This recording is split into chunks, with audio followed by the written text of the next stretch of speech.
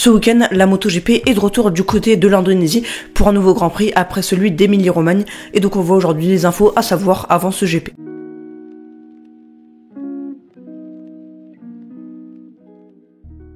Bienvenue les amis dans cette nouvelle vidéo après le Grand Prix d'Émilie-Romagne qui s'est avéré très intéressant, notamment pour la course au titre. Martin a pris pas mal d'avance, on va le voir dans quelques instants.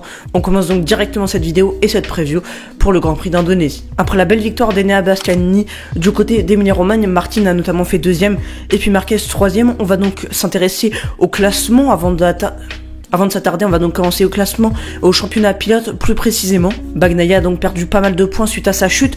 Bastianini est derrière avec 282 points au 3e rang. Et puis on a juste derrière pour 1 point Marc Marquez.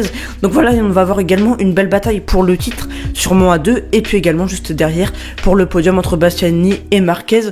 Marquez, le futur pilote de chez Ducati. On connaît d'ores et déjà tout le line-up pour 2025 en MotoGP. Je vous l'affiche actuellement à l'écran. Voilà toutes les écuries qui sont au complète. N'hésitez pas à me dire dans les commentaires laquelle vous voyez la plus complète. Et forcément quand on regarde tout en haut à gauche avec Ducati, les gilets rouges, on a une très belle équipe avec Pecco Bagnaia et puis l'arrivée de Marc Marquez. Ça va être très intéressant à suivre tout ça. Également pour du côté de KTM, là aussi on a 4 beaux pilotes. Si on s'attarde à présent aux enjeux de ce Grand Prix d'Indonésie 2024, on va avoir plusieurs enjeux, à commencer notamment chez Honda avec Joan Mir et Luca Marini qui vont vouloir confirmer après le week-end aux portes du top 10 du Grand Prix d'Émilie-Romagne, où ils vont vouloir donc persévérer et continuer sur la belle lancée qu'ils ont montré du côté de Misano en Italie. Les deux pilotes ont réagi avec de belles réactions à la suite de leur Grand Prix où ils se sont dit satisfaits du rendement de la moto et de leurs résultats.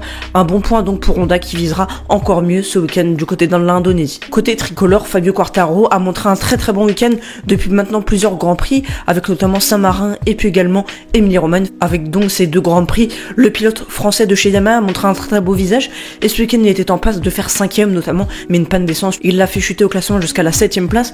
Voilà donc un rendement très intéressant pour Fabio Quartararo qui semble plutôt satisfait, lui qui sera encore chez Yamaha en 2025. Donc voilà, à voir ce que ça donnera pour Quartararo ce week-end, mais c'est très encourageant.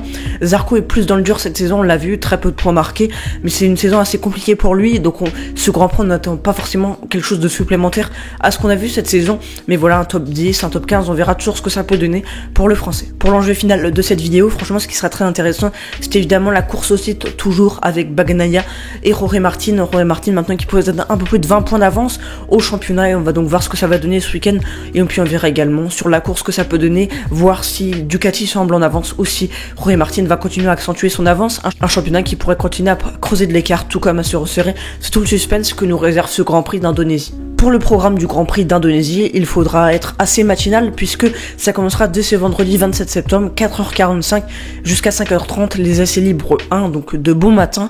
De 9h à 10h, on aura les essais qui déterminent donc pour les 10 premiers le passage validé directement en Q2.